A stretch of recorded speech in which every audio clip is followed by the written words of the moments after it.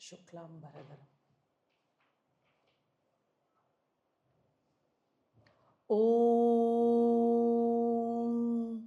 Sadashivasamarambam Shankaracharya Madhyamam Asmadacharya Paryantam Vande Guru Paramparam Narayanam Namaskritya Naranchaiva Narottamam Devim Saraswatim Vyasam Tato Jayamudirayet Shuklam Bharadaram Vishnum Shashivarnam Chaturbhujam Prasannavadanam Dhyayet Sarva Vignopashantaye.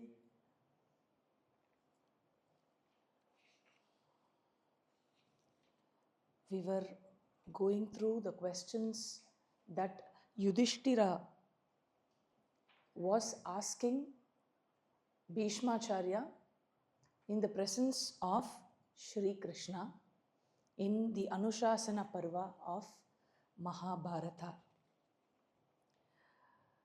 We saw that Yudishthira had 6 questions. And the first question, I think we will read the shlokas once in today's class. Yudishthira uvacha Kimekam daivatam loke Kim vap ekam parayanam Stuvantakam kamarchantaha Prapnuyurmanava shubham Ko dharma sarva dharmanam Bhavatah paramo mataham Kinjapanmuchyate jantuhu Janma samsara bandhanat.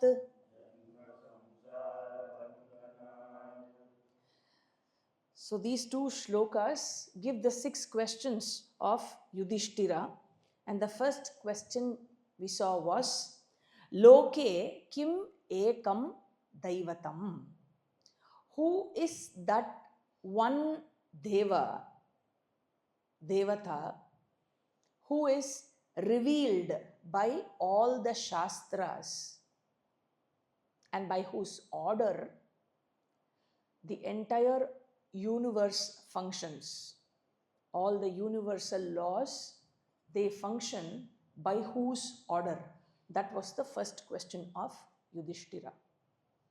The second question he asked was Loke kim ekam parayanam.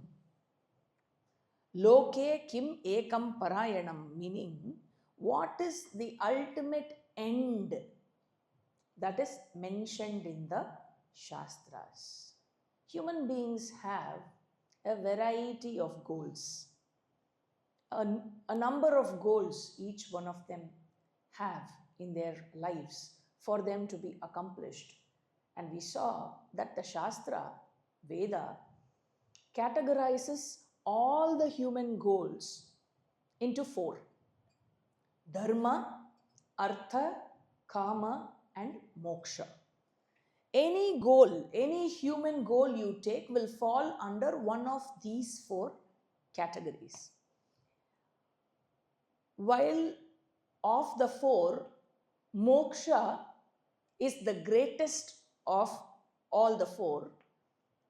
Unfortunately, there is nobody who comes for moksha, or very, very few people come in search of moksha. And the rest of the people, they are busy with dharma, artha and kama. And more so with Artha Kama. Artha means we saw the pursuit of security, where you go in search of all those things that you think will secure you. For example, wealth. So 5 days of Artha and then 2 days for Kama, right? So Artha 5 days, you slog for 5 days and then 2 days for Kama in the weekends, and finally all the weekends get weakened. They weaken you.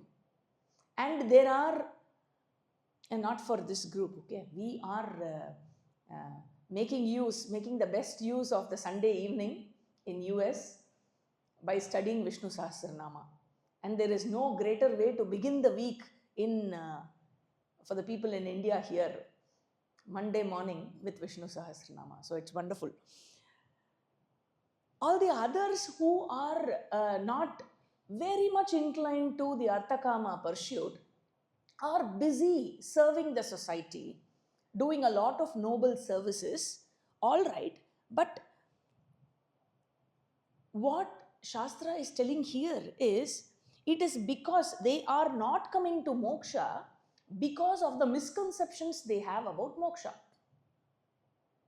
You just ask anyone around you whom you know as to what they understand by the word moksha. You ask them, do you want moksha? They would be like, yeah. They wouldn't be sure of yes or no, because they don't understand what moksha is. And according to many of them, moksha means something that is attained after death. There are a few words from our Shastras which have been thoroughly misunderstood in the society today. Thanks to the British system of education and to all the confusions they have caused, and to all the commentators who have translated our scriptures into English, very conveniently misunderstood words are moksha, shraddha, bhakti. All the common basic words have been conveniently misunderstood today. So it is because of the misconception about moksha. All right, what is the right understanding of moksha? What is moksha then? Is moksha that is something attainable after death? Shastra says no. No. Moksha simply means freedom. And you don't need to be free after death. Shastra says you are already free. There is no question of becoming free. Because you are already free, there is no question of becoming, it is possible here and now with the knowledge that you are already free. Free from what? Free from all the pains and sorrows that I experience in my life, that I think I am given to in my life, that I think that I am victimized in life.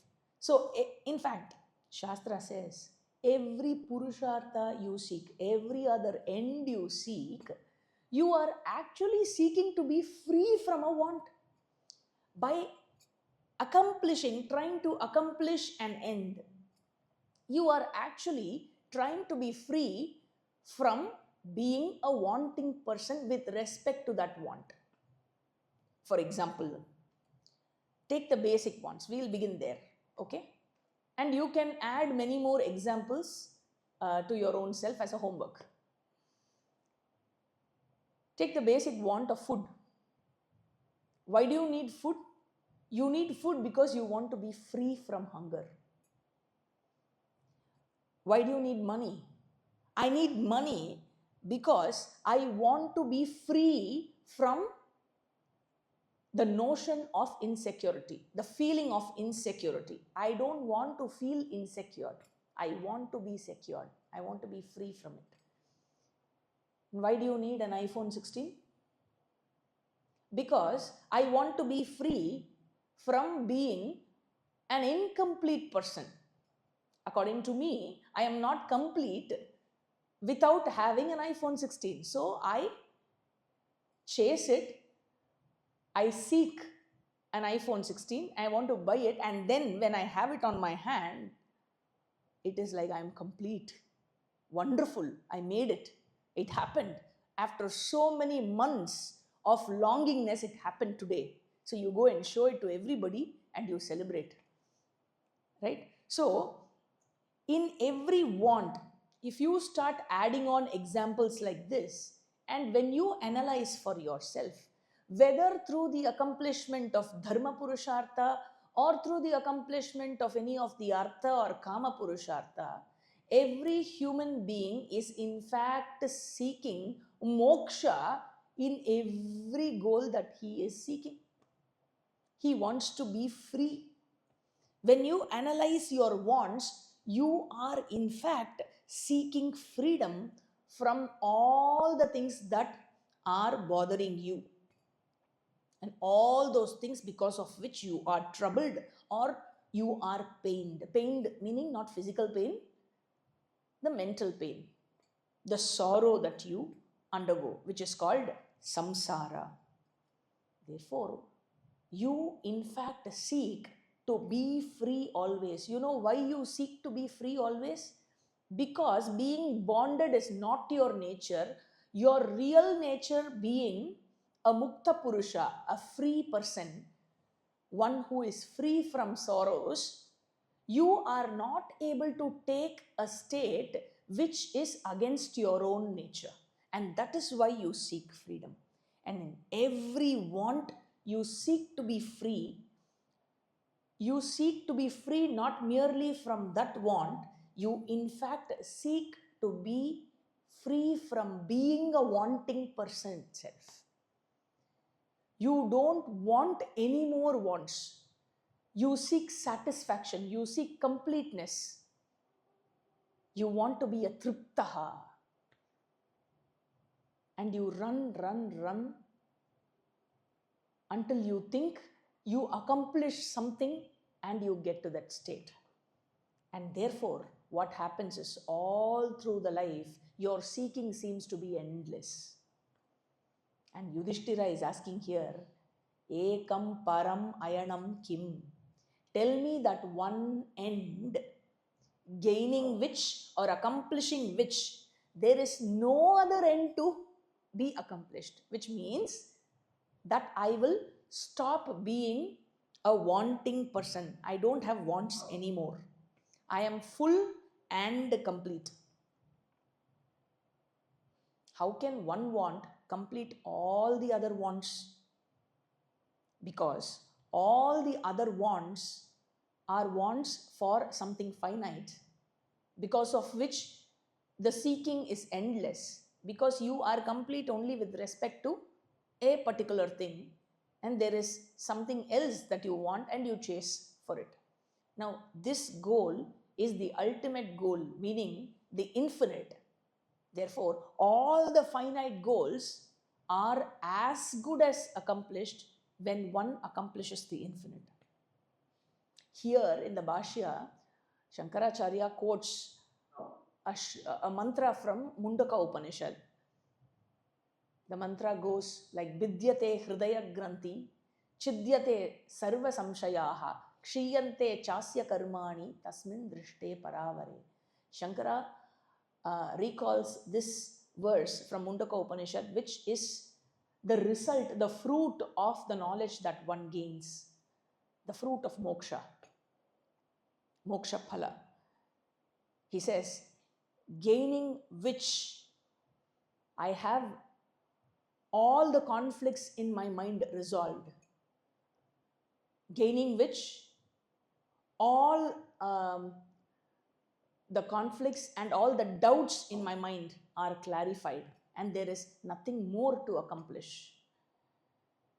And what is that end? Gaining which there is nothing more I have to fear, nothing more I want to achieve. It is the infinite, because that is where you don't have a second thing. What is infinite can only be one. There cannot be two infinites. Therefore, It is that state where I have no coming back. Shankara also quotes the verse here, another verse from Mundaka Upanishad, which is Brahma Veda Brahmaiva Bhavati. He says, knowing which one becomes that itself. You know, this is a very peculiar state. You know an apple. You know an apple? When you know an apple, you don't become an apple. You know a donkey, you don't become a donkey. Thank God. So how is that? By knowing something, you become that itself. Brahma Veda, knowing Brahma, you become Brahman itself. That is the ultimate end. How is that possible? You know, there is this story of Karna in Mahabharata. Karna was originally the son of Kunti. He was born to Kunti as a blessing of Surya Devata on her chanting a sacred mantra on Surya Devata. We all know this story. And Kunti belongs to the Kshatriya clan. She's a queen. So, Karna, what is his Varna? His community, which community does he belong to? He belongs to the Kshatriya clan, but he was raised by a charioteer. Therefore, he was called Sutaputra. And a charioteer in those days, in that society, he belongs to the fourth Varna, the Shudra Varna. So, all along in his life, he had been thinking that he is a Shudra, but with the traits of Kshatriya within. Because he was born a Kshatriya. He was a Kshatriya. So he had the traits of a warrior, but he was raised as a Shudra. And he couldn't manage this conflict within himself. And all along, he was trying for a recognition to become a Kshatriya. He wanted people to acclaim him as a Kshatriya. He wanted people to recognize him as a Kshatriya. And in that society, which was very, very disciplined. You know, it is not that everybody is given to any work. You are born in a particular clan, you take up that contribution in the society. All right. So that is a different topic by itself. So what happened? Finally, before the war, Kunti goes as a part of the diplomacy they had to handle to stop the war. Kunti had to go and reveal the truth that he is not a Shudra, but in fact a Kshatriya. So when he came to know that he was a Kshatriya, he became a Kshatriya. What does that mean? There is no real becoming. It is becoming without any real becoming, because he was already a Kshatriya and he was not aware of the truth about him. And when he got the knowledge of the truth of himself, he became, within quotes, a Kshatriya. So it is like that. The ultimate end, Brahma, when accomplished by a person, a sadhaka, who seeks Brahma, when he knows Brahma, which is otherwise the truth of Ishwara, which is the truth of myself, which is one and the same, both the essence of Ishwara and the self. When I know Brahma, I become, within quotes, becoming without becoming, because I am already that. I did not know. It was because I did not know I was the infinite principle that I thought I am subjected to this finite body, mind, sense complex.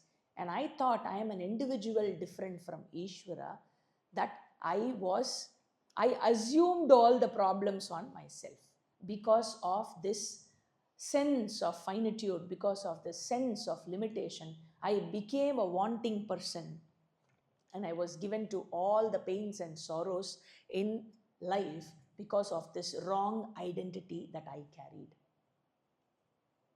Therefore, here Yudishthira is asking of that end.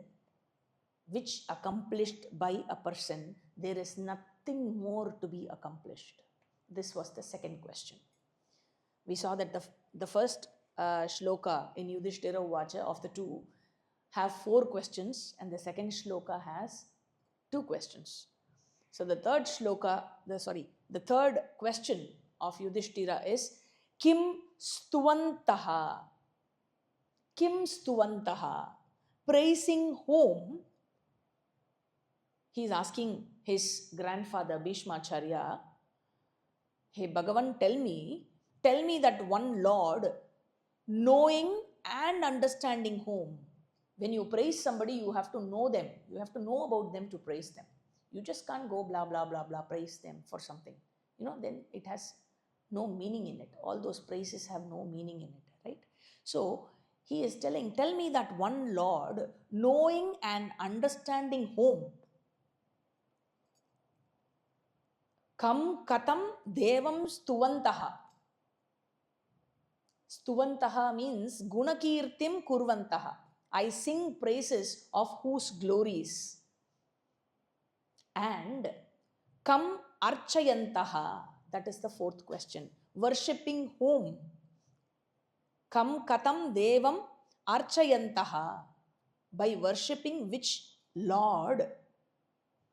And how does one worship? Shankara says, Bahyam Abhyantaram va.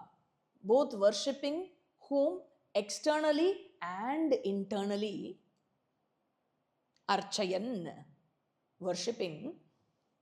Bahuvidam kurvantaha, in a variety of ways, performing many kinds of rituals, many kinds of worship externally and internally. Unto whom I perform all the worship. So the third question is praising whom, and the fourth question, worshipping whom. Manavaha shubham prapnuyuhu. All the human beings will gain shubham. Shubham meaning kalyanam or mangalam. They gain the greatest of auspiciousness, meaning both materially and spiritually. Of all the material auspiciousnesses, of all that is auspicious materially, the greatest of all the material auspiciousness is Swarga, attaining the higher loka. And spiritual auspiciousness is moksha. So these are the first 4 questions. The 5th question is Sarva Dharmanam. Among all the dharmas that you have told me, hey Bhagavan, he addresses Bhishma. Among all the dharmas that you have already taught me, which one is Parama Dharmaha? Which one is the highest means, the greatest of all means? This is the 5th question. And Kim Japan. Japaha is chanting and repeating the nama, right? Chanting and repeating which mantra? Jantuhu, all the jiva who are born of ignorance, Janma samsara bandhanat muchyate. They are freed from the sorrows, the pains of this life. That is the 6th question. Janma standing for all the effects of ignorance. Yudishthira is asking which japa I should take, or one should take, to release oneself from the ignorance and bondages caused by ignorance. This is his question. So all the 6 questions of Yudishthira, though the Sampradaya identifies 6 separate questions in these 2 shlokas, they are all interconnected. And that is why Bhishma gives one answer for all the 6 questions. He points out to Very simple. The answer is right there in front of you, Yudishthira. It is he. He must have perhaps, pointed out to Shri Krishna who is standing there, and he must have perhaps said, it is he, Narayana. The answer for all your 6 questions. And Bhishma started giving the 1,000 names of the Lord. So we move on to Shri Bhishma Uvacha. Shri Bhishma Uvacha Jagat Prabhum Devadevam Anantam Purushottamam Stuvan Nama Sahasrena Purushas Satatothitaha Tameva Charchayan Nityam Bhaktya Purushamavyayam Dhyayan Stuvan Namasyanscha Yajamanastamevacha Anadinidanam Vishnum Sarvalokamaheshwaram Lokadhyaksham Stuvan Nityam Sarva Dukkhadigo Bhavet. So Yudishthira had asked for 6 questions. In essence, what he asked for through all the 6 questions is, what is that means by which a jiva gets released from the bondage of samsara. This is the essence of all his 6 questions. He was seeking for that one single means by which a human being will get released from the bondages of samsara. And Bhishmaha, the word Bhishmaha, his original name was Devavrata. And he was the son of Shantanu Maharaja. And he was named Bhishmaha because of the pratigna that he made, that he will stay without getting married and he will uphold brahmacharya and he will remain in service of the throne of Hastinapur. And he gave up. We know the story. Bhishmaha means because of this pratigna that he made, the entire universe was frightened at his pratigna. It was called Bhishma Pratigna, and that's why he was named Bhishmaha. And he is in fact a cause of terror, a cause of fear to all his enemies. And while talking about enemies, Shastra says enemies are in fact of 2 kinds. One is the external enemy that you see, who are in fact not the real enemies. And there is the real enemy for every human being who is inside. It is your own likes, dislikes, your own desire, your own anger, which is your enemy. All right. So, this set of shlokas, starting from Jagat Prabhum Devadevam in Shri Bhishma Uvacha, 10 shlokas. Shloka number 10 to shloka number 19. The 10 shlokas are directly from Mahabharata, or Bhishma Uvacha from Mahabharata. And then the remaining 3 shlokas we have following these 10, shlokas 20, 21 and 22 are the Lagunyasa for the Vishnu Sahasranamam. And then we go over to the Nyasa and Dhyana shlokas. So, in response to question number 1 of Yudishthira, where he asked Kim Ekam Daivatam, who is that one God? Here Bhishma says, Jagat Prabhu. He is the Lord of the entire universe.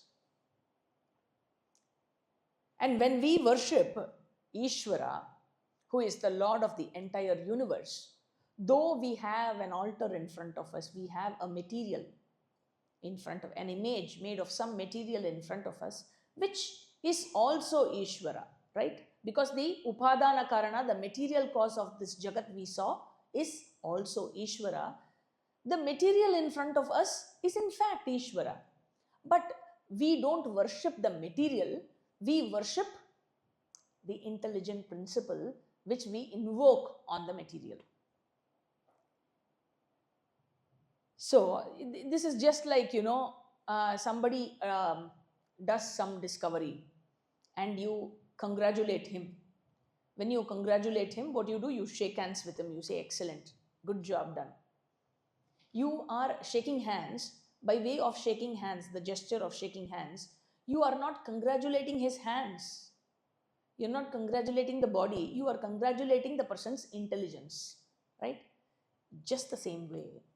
By worshipping an altar, you don't worship the material. It is Ishwara, the Nimitta Karana, who is worshipped, who is symbolized in the material that is in front of you. Ishwara manifested as this Jagat, and he manifested as various names and forms, right? For example, you have a lot of forms and colors in front of you, and you are given a pair of eyes to see them. The niyati that is outside is also Ishwara. The laws that prevail, this Jagat is also Ishwara. Your eyes are Ishwara. And the law of sight, the power of sight that you have. You get into the details in biology, in the science of the sight.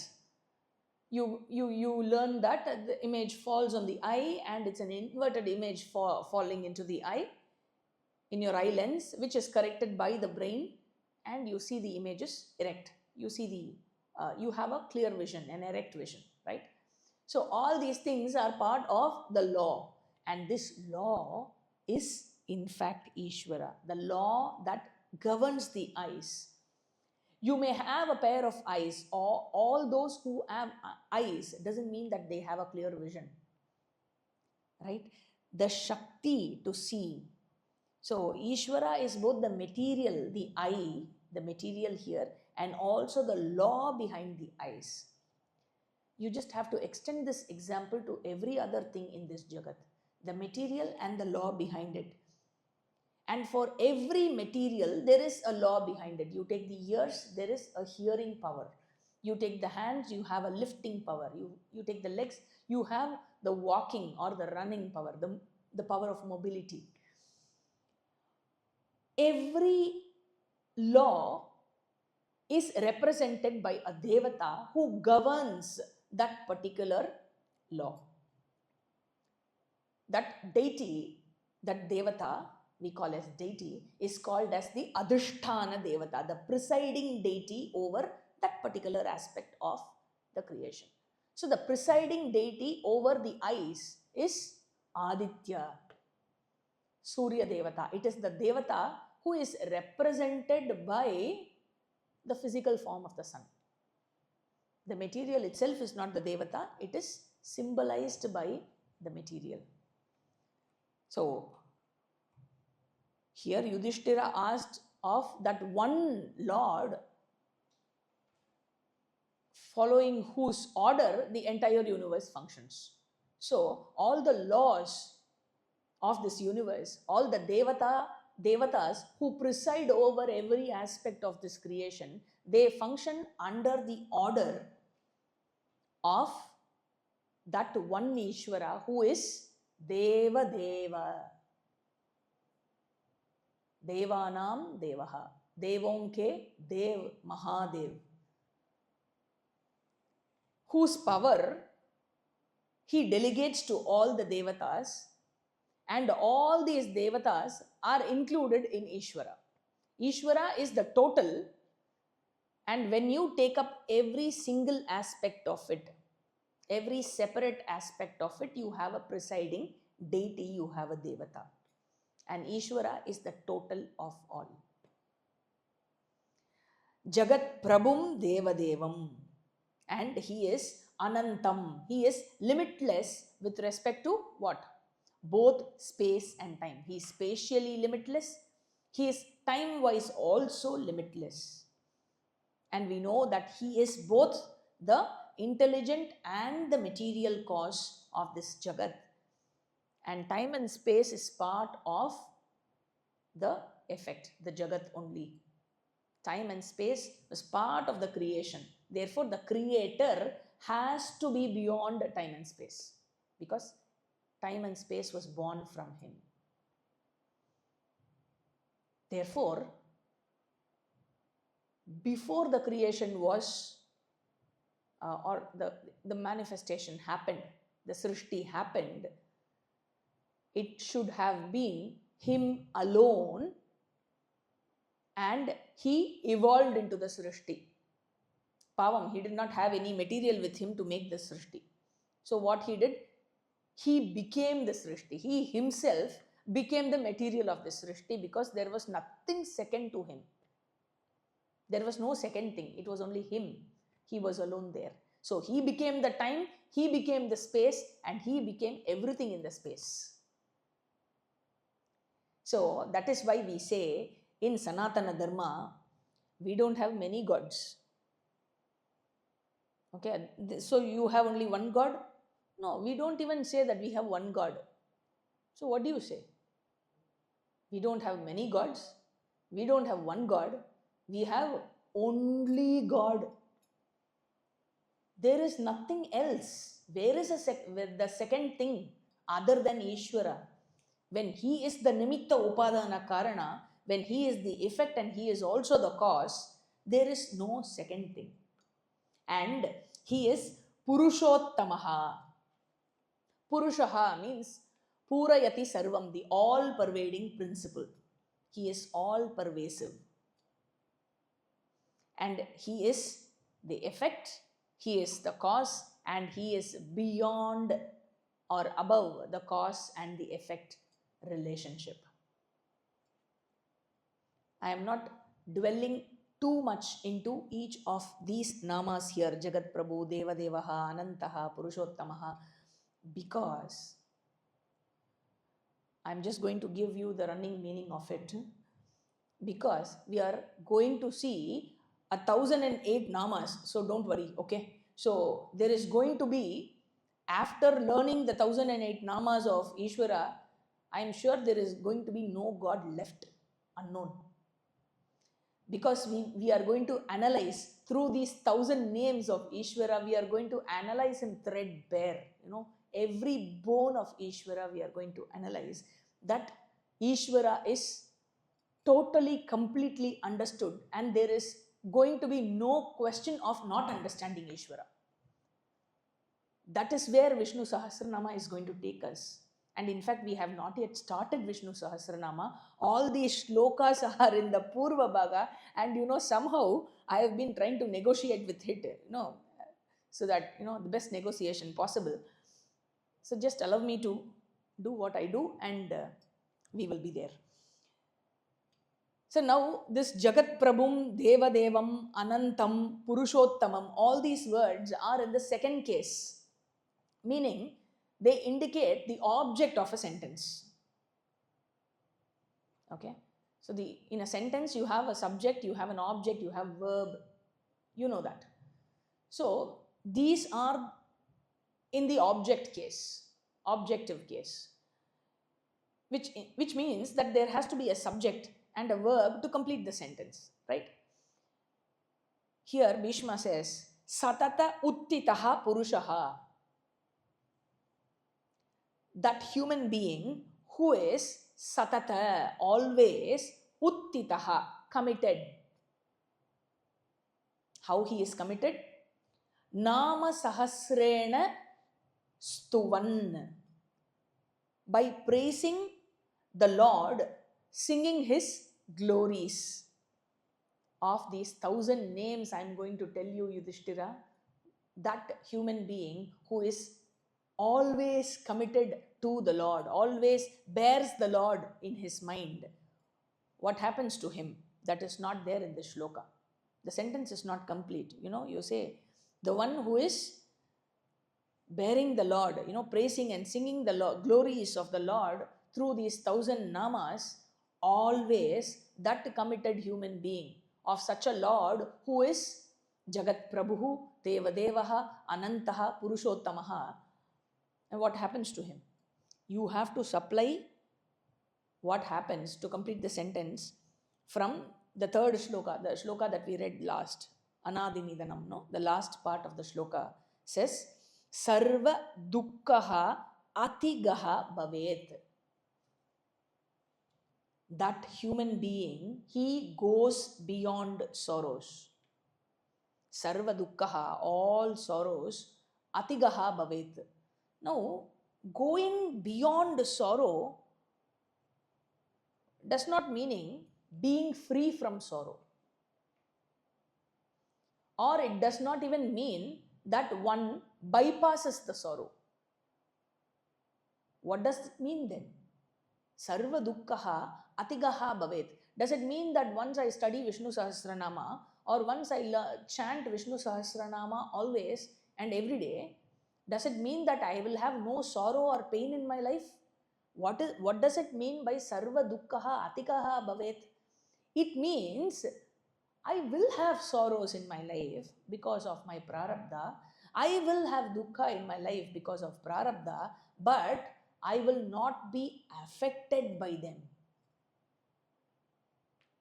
I will not be bothered by them. So, singing the praises of the Lord, one crosses over the sorrow. How can one cross over the sorrow? By merely singing praises of the Lord. How can one cross over the sorrow? The sorrow being caused by ignorance, then one can cross over the sorrow only with the help of knowledge to remove the ignorance which was the cause of the sorrow. Therefore, only by understanding the Lord, because we saw that praising the Lord does not mean, it is a real praise only when you understand what you are telling, what you are talking about him. And, this beauty of singing his praise, the endless admiration of Ishwara. And you realize that you, in fact, don't have the capacity to praise him because he is the infinite, he is the limitless. So, what is the use of praising Lord? It helps me see the reality that all the glories, all the beauties, all the greatness belongs to him. Purusham Avyayam. Purusham Avyayam. Avyayam means that which is imperishable.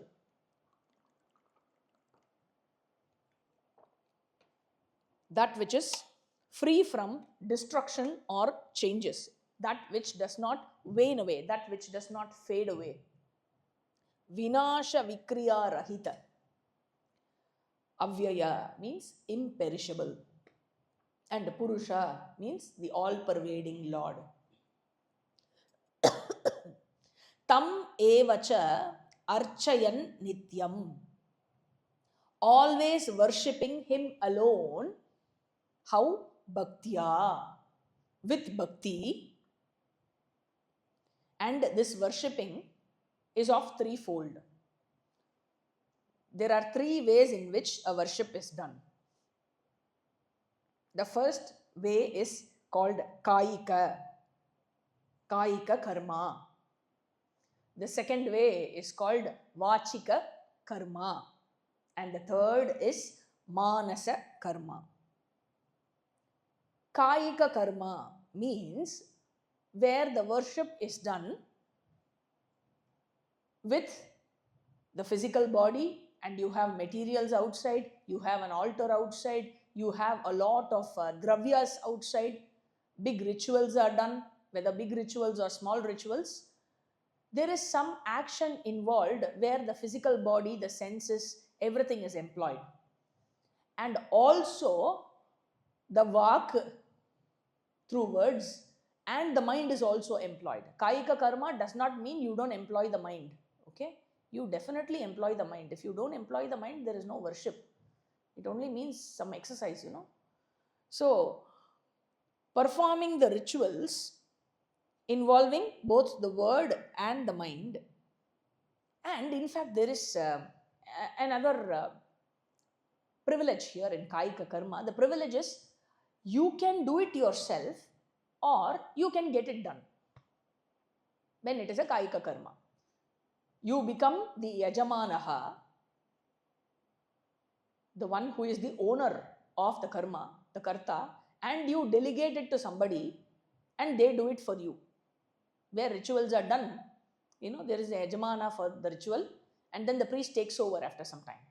He does it on behalf of the yajamanaha. You sit for sankalpa alone and then you are asked to, take a comfortable seat and then the priests take over the ritual. So this particular type of worship is called Kayika karma, where materials are involved, things are involved, there is an altar before you, flowers are there, prasada is there. There is a lot of things that are distributed, as part of the ritual. And then you have dakshina, all that is there. And the drishtapala is, whenever you perform a karma, there are two benefits, two categories of benefit. One is the drishtapala and the other is the adrishtapala. Drishtapala means the immediate result, the visible immediate result. Adrishta is punya.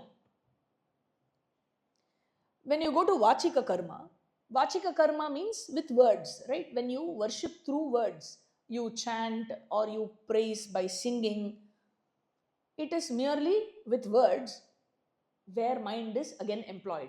You cannot just simply chant without employing the mind. There is no worship there when mind is not employed. Okay, so the mind is also involved. And again, you can have proxy for the Vachika karma also. Somebody else can chant for you. You call for a group of priests to do Veda Parayana at home and you give them dakshina and they chant on your behalf. Because I may have or I might have not learnt to chant the Vedas. So you can have somebody doing it for you. Again, here the Drishtapala is slightly higher than Kayika karma and the Adrishtapala is slightly lower than Kayika karma. The result is more immediate than Kayika karma. And then the third category is Manasa karma. Manasa karma means where only the mind is involved. The Sharira is not involved, the Vak is not involved, only the mind is involved. There is no body, there is no words involved, no rituals, no materials, no dakshina, nothing involved. The person just sits and meditates. And you cannot have a proxy here. You cannot have somebody do the meditation for you. You have to do it yourself. Okay? So here, when it comes to Manasa karma, the Drishtapala is very, very high. And the Adrishtapala is relatively lower. The result you see of doing upasana is immediate. And here, Bhishma says, how the worship is done? Namasyan, Stuvan, Dhyayan, Namasyan, Yajamanaha, the person who is doing the worship, does it whether by way of Kayika, Vachika or Manasa. Namasyan.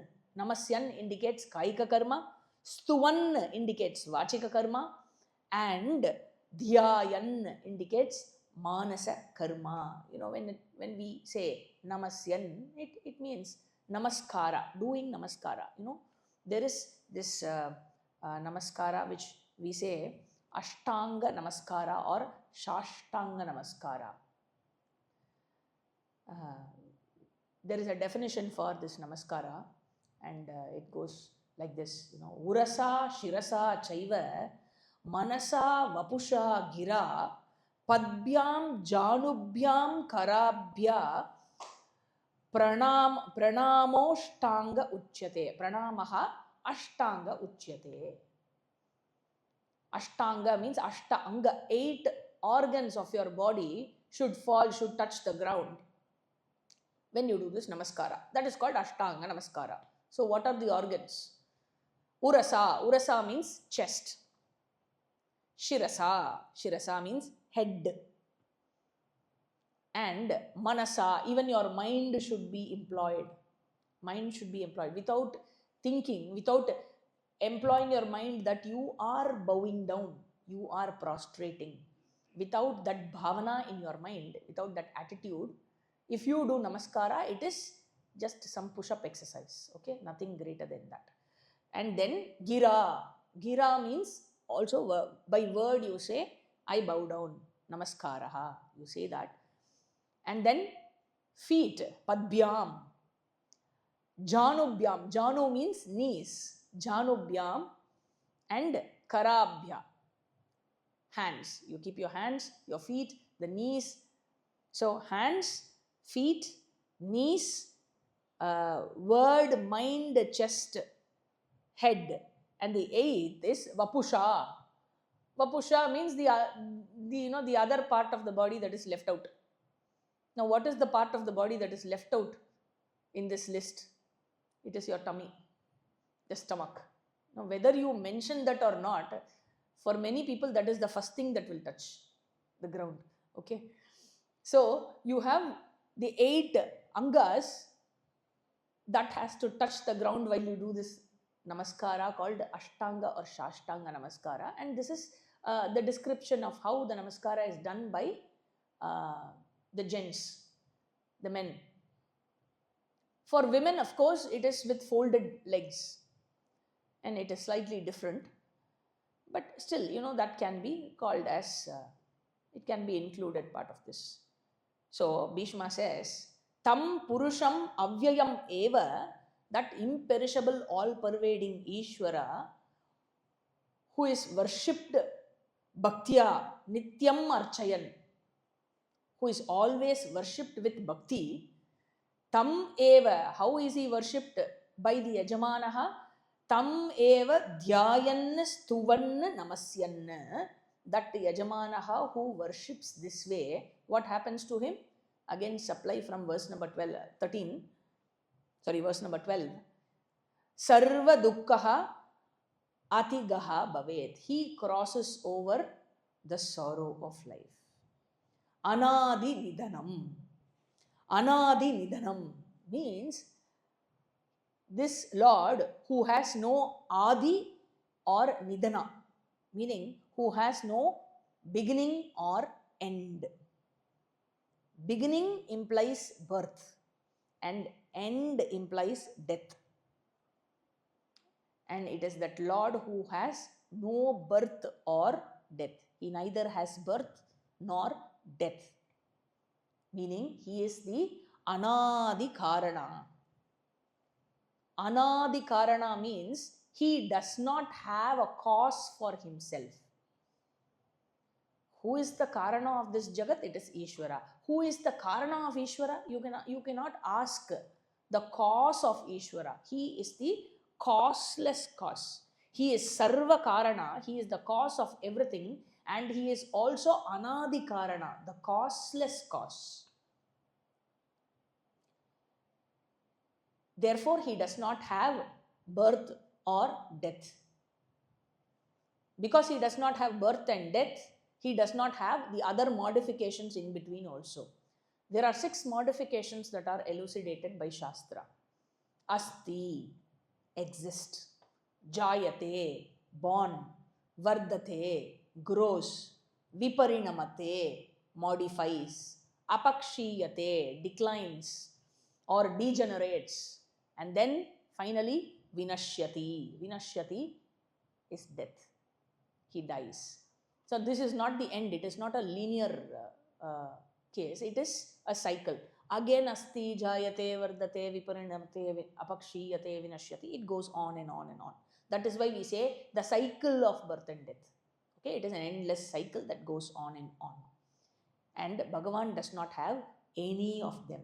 He has no beginning, he has no end. And he is Vishnu, he is all pervading. Sarvaloka Maheshwaram. He is the Lord of all the worlds. You know, every loka has a presiding Lord. Brahmaloka, it is Brahmadeva. For Devaloka, it is Devendra. So every loka has a Devata who is the boss. And this Lord, who is the Lord of the universe, he is Sarvaloka Maheshwaraha, meaning he is the boss, the ultimate boss of all these rulers of all the lokas. And also, he is Loka Adyakshaha. He is the witness of the entire universe. Stuvan Nityam. By always praising him, one must understand that, there is a wrong understanding about praising Ishwara. One is given to this understanding that Ishwara falls for the praises that we make and he gives us what we want. There is nothing of that sort. Don't ever imagine that you can flatter Ishwara, okay? He is not flattered by any of the praise that you make because he is infinite. And every word that you utter is in fact his blessing that even the word is uttered.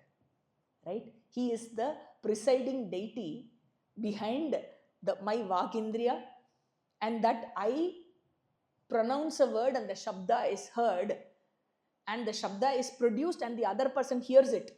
All these are different aspects of the laws of this universe, and every law is governed by the deity, and Ishwara himself is in the form of every deity. Therefore, there is no way you can make him fall flat by praising him to any extent. He is the infinite and you just cannot exhaust praising him. No way that can happen. So, in fact, he is the one because of whom I stand alive today, and my mind is functioning, and my mind is able to recall, recollect, and chant the Vishnu Sahasranamam. So, if this is possible, it is only by his grace. So, that person, that human being, Tam Nityam Stuvan, one who sings his praises, Nityam, always, what happens to him? Sarva Dukkaha Atigaha Bhavet. He crosses over the sorrows.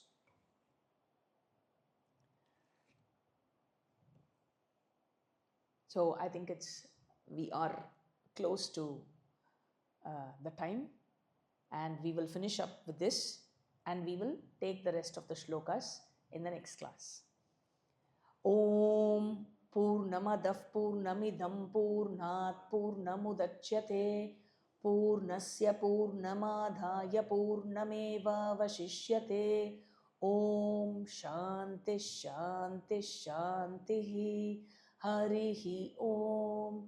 Shri Gurubhyo Namaha. Harihi Om.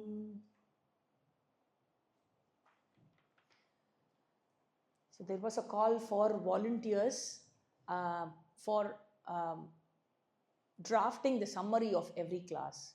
This is a very nice exercise. I'm not sure how many of you are getting benefited by drafting the summaries that are drafted, but one thing is very sure: the person who drafts the summary is the first beneficiary and is most benefited of when you draw up a summary, because you listen to it and you carefully you have to draft, though it is a bullet point form, it's a short summary, still it is a very nice revision of the entire class. And this summary will be useful only for those who have listened to the class.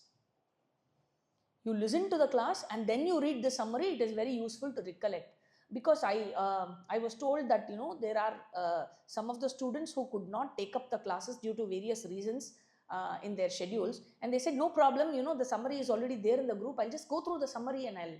No, there is no shortcut here. Okay, it's not that somebody it's not like the school where somebody writes the notes for you and you catch up with the portions. No, it is not that. It doesn't work that way.